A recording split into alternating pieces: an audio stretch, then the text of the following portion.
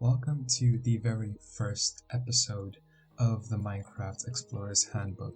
In this episode, I'll be walking you through exactly how to create the world and then survive your first night. But first, I will name the world as the Minecraft Explorer's Handbook. And of course, after naming it that, I'll also make sure to leave the game mode on survival since it is the game mode we'll be playing, and also leave the difficulty on normal, at least for now, and also leave cheats off because this is going to be a vanilla experience. Going on to the world tab, I'll leave the seed in the description as well, as you can see on the screen, and after leaving the seed there, well, hopefully you'll be able to enjoy it. I'll leave the game rules all the same. I won't touch anything, and also not touch experiments or data packs. And with all that being said, I will see you when we enter the world. So when you first spawn into your world, you have three resources that you need to keep in mind. Those three are wood, stone, and wool, respectively. Now, of course, with gathering wood, you want to hold your left click to actually break the blocks that you're looking at. In this case, I'm breaking down the logs that we'll need to gather. And I'm just going to gather a couple of these logs, and then after gathering them, I'll move on to the next step. Of course, after harvesting your logs, you want to move on to getting stone or wool, depending on which one comes first, and you can open your inventory pressing E, and then holding shift to actually quickly craft what it is in your crafting inventory.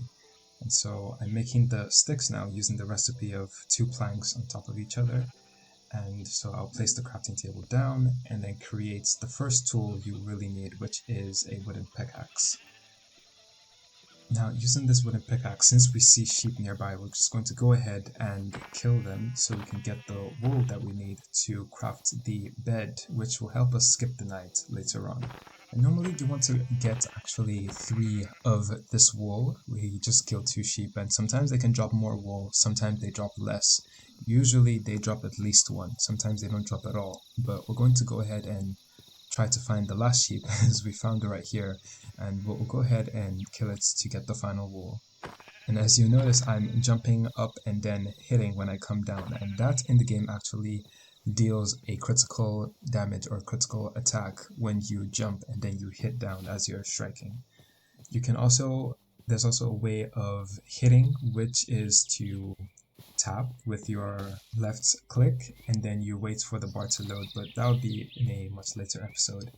So now we'll be gathering the stone. The stone will actually look like this, gray blocks in the game, and you just want to gather about 3 and then place your crafting table down and then craft again a pickaxe, but this time using the cobblestone. And now this pickaxe will actually be able to mine the stone much more faster and mine other materials too, stone based usually, much more faster. So we're just gonna go ahead and grab about 15 to 19. I think that's a pretty good number to start off with to make the tools and everything else you need. And now I'm just gonna go ahead and craft some tools. So first of all is the axe, the stone axe, and then you'll also craft the stone shovel, which you'll then be able to use to navigate the world, and then just also a stone sword, as you'll see, which can also help in case you have to defend yourself if something happens. But now, as we've made all the tools we need, we can now use the stone axe to quickly grab the crafting table, and then we're just going to go ahead and grab some more wood so that we can start to prepare for the night as it's approaching. And while also grabbing the wood, you also want to make sure to keep an eye on the sun, because basically it's a race against time. You don't want to spend too much time doing something, because when the night comes, then the monsters start to spawn and then things get really difficult. As you see with the bamboo that has been added into the game, it's also really easy to grab that. It's also a type of wood, but it acts a little bit differently, and I'll get into that later. Now I'm just going to make my way towards the spot that I actually planned for us to settle down and start off this adventure, to be able to survive your first night and to also have a good view of the surrounding area. And we're getting closer and closer to it, just going to make sure that I don't fall and, well, take fall damage, as if you fall too high from a specific height, you take damage when you fall to the floor.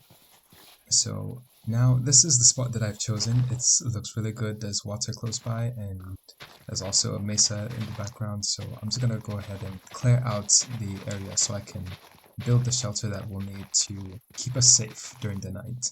And also with holding your left click, you're able to, if you hold it down, you'll be able to break blocks like that. So now I'm actually using my right click to kind of till or mark out where I'm going to build, and when you use right click on a grass block, it creates these things called path blocks, which is just a decorative form of dirt. I'm just going to craft the logs into planks as you've seen before, and then also holding right click, I'm able to place down the blocks onto the ground and wherever I'm facing. Just going to make this into a circular kind of building, almost kind of like a hut, if you think about it.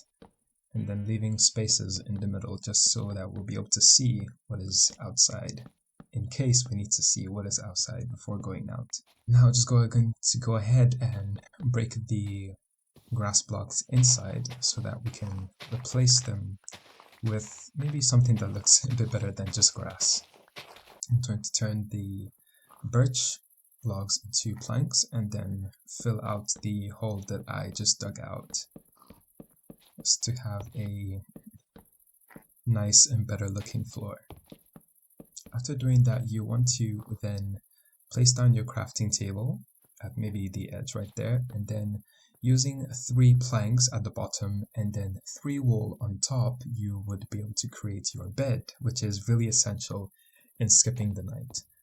So now I'm just going to go ahead and craft a furnace using 8 cobblestone in that pattern, and then using that furnace we'll also be able to do something much later on.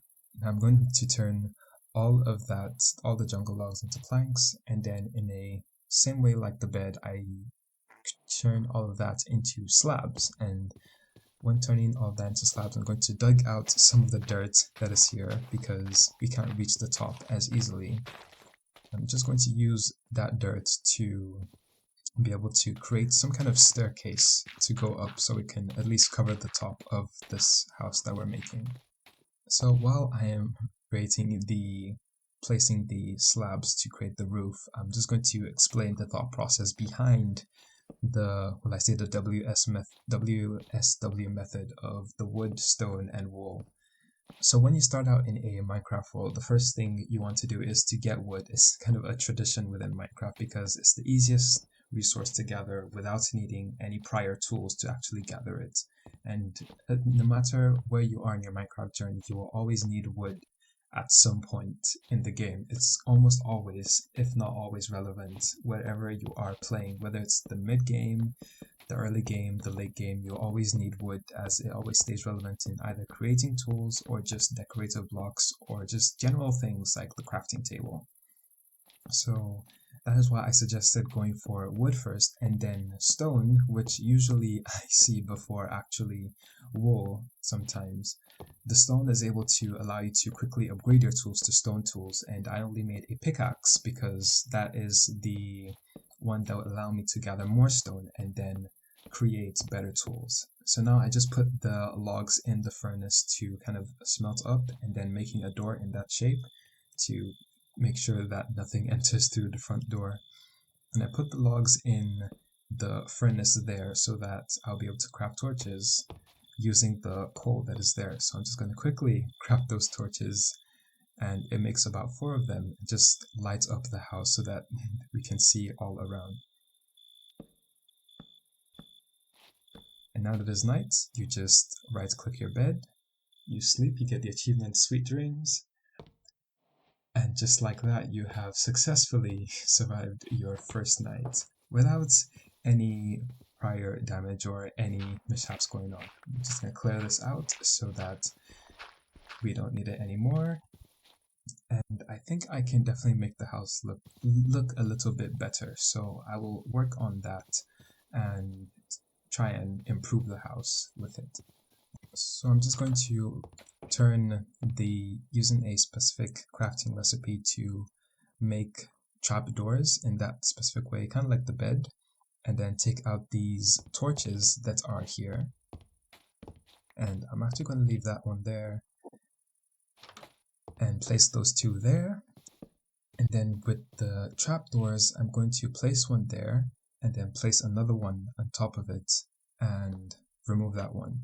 Now the reason I snuck or was holding the sneak button, which is shift on your keyboard, to place the second trapdoor is because normally if you do it without holding shift or without sneaking, you end up opening the trapdoor. So I have to sneak and then place the trapdoor so that it will be able to place it normally. And yes, that is basically it for the first episode. I hope you really enjoyed it, and I hope you found this really engaging, entertaining, as well as very informative in helping you survive your first day. So with all of that being said, I am Durigala, and I will be seeing you in the very next episode. Take care, and bye for now.